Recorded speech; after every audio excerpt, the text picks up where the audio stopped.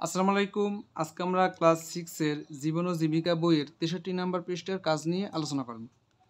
63 নম্বর পৃষ্ঠায় এখানে একটি ছক আছে। এই ছকটি পূরণ করতে হবে। দেখো, এখানে বলা আছে তারিখ, তারপরে আয়ের খাত আয়, ব্যয়ের খাত ব্যয়, উদ্বৃত্ত বা সঞ্চয়। তো এই কাজটা আমরা কিভাবে করব? দেখো, এভাবে আমরা করতে পারি। একটা তারিখ দিছি, এত তারিখে টিফিনের টাকা 50 টাকা, খাবার করায় ব্যয় হয়েছে 40 টাকা, তোমার সঞ্চয় হয়েছে 10 টাকা। এই তারিখে উপবৃত্তি পাইছো 500 টাকা, বই ক্রয় করছো এত টাকার, তোমার এত টাকা আছে। আবার জন্মদিনের উপহার পাইছো, ঠিক আছে, এখানে আয় হয়েছে তো তোমার 500 টাকা, খেলনা ক্রয় করছো 400 টাকা, 100 টাকা তোমার সঞ্চয় আছে। এত তারিখে পুরাতন বই, তো আসলে তোমরা যে সালে ভিডিওটা দেখবা ওই সালের এখানে দেবা। এখানে লেখা ছিল 23-এর সময়, ঠিক আছে।